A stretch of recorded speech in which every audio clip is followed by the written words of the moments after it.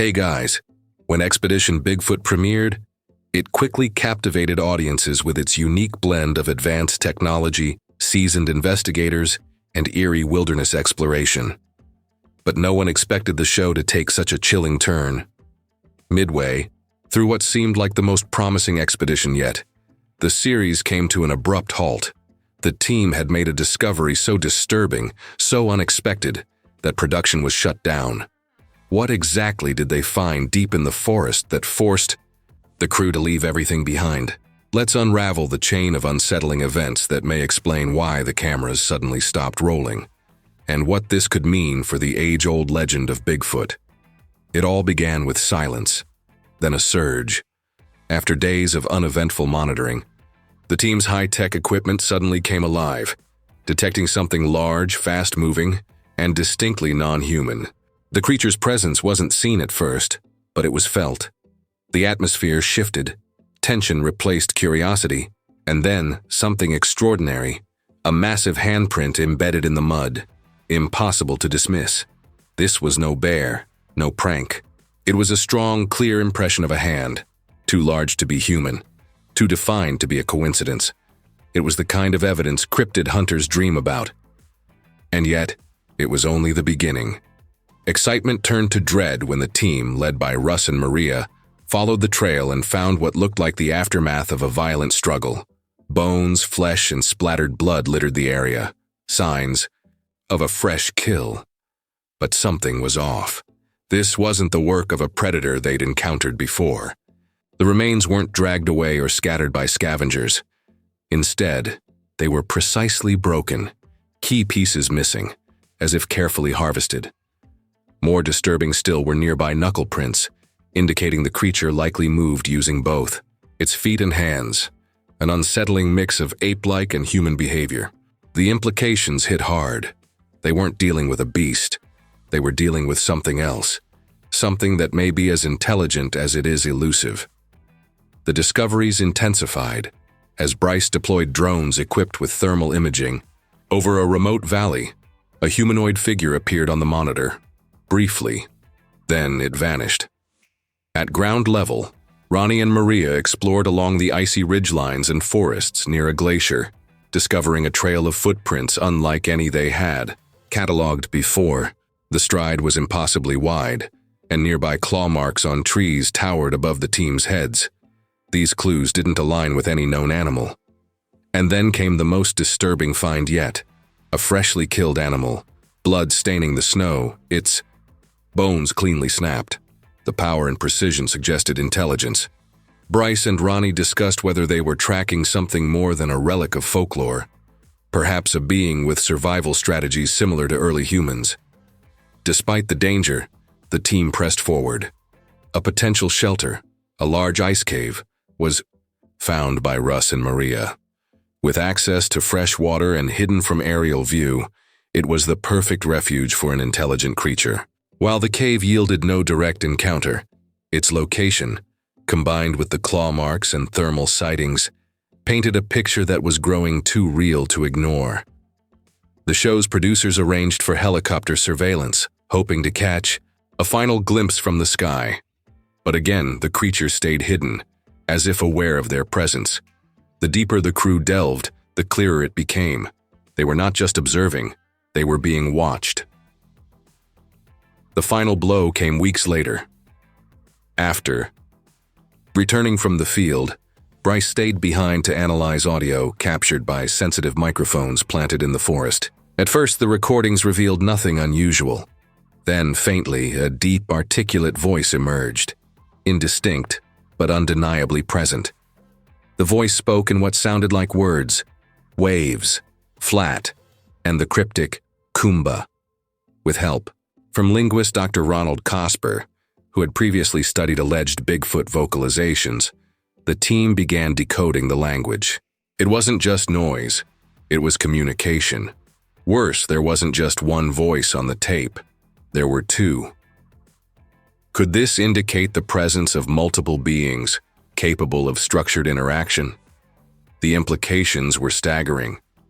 If Bigfoot was real and capable of communication, this wasn't just a cryptid story. It was a paradigm shift. And perhaps that's exactly why the show went silent. With so much at stake and such high potential for controversy or danger, the safest choice may have been to stop the cameras and reassess. What the team found on that expedition wasn't just evidence of a myth. It was the edge of a discovery that could rewrite biology, anthropology, and even our understanding of intelligence. Whether the shutdown was voluntary or enforced remains clear. But one thing is certain. Expedition Bigfoot didn't end because the trail went cold. It ended because they may have gotten too close to the truth. So what really happened out there? Did the team discover a new species? Was there pressure to keep it quiet? Or did the weight of their findings prove too much to bear? While many questions remain unanswered, the clues they left behind tell a compelling story of a creature not only surviving in isolation, but perhaps choosing to. Whatever the reason for the show's sudden end, one thing is clear. The legend of Bigfoot is no longer just about shadows in the woods. It's about how close we came to seeing what lies beyond them. The aftermath of the expedition left both the crew and viewers with a deep sense of unease. The chilling events in the forest, especially the encounter with the mutilated animal carcass and the strange vocal recordings, haunted the team long after their return. While some members, like Bryce, remained actively engaged in reviewing data, others quietly stepped away from the project, shaken by what they had experienced. Publicly, the network offered no clear explanation for the abrupt end of the show, fueling speculation. Behind the scenes, rumors swirled. Some suggested government involvement. Others whispered about unexplainable forces deep in the wilderness that were never meant to be uncovered.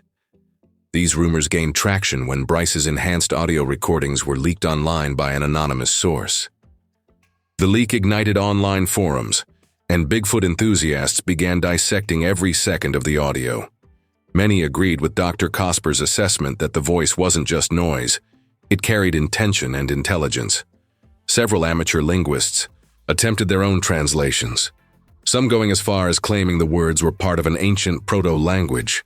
As fantastical as these theories might sound, they all pointed to one thing. There was something in those woods capable of communicating in a way no known wild animal can. Following the leak, the network pulled all unaired footage from streaming platforms. Episodes that had been previously available were suddenly inaccessible, and no official statement followed. This only fueled more speculation. Was the show canceled to suppress information? Had the crew crossed a line into something more serious than a simple cryptid hunt? Many fans believed that the footage and evidence collected during the final days of the expedition were too compelling to release without sparking public panic, or at least forcing a scientific reckoning that institutions weren't prepared. For internally, the team members remained tight-lipped. A few, like Maria and Russ, were seen briefly on other projects but refused to speak publicly about Expedition Bigfoot. Bryce, the only one still loosely connected to the story, hinted during a podcast appearance that some truths come with consequences, but he stopped short of confirming any theories. He did, however, acknowledge the recordings were real and still under review by experts. When asked directly if he believed they had found Bigfoot, his response was telling, "We found something, and that something was watching us the entire time."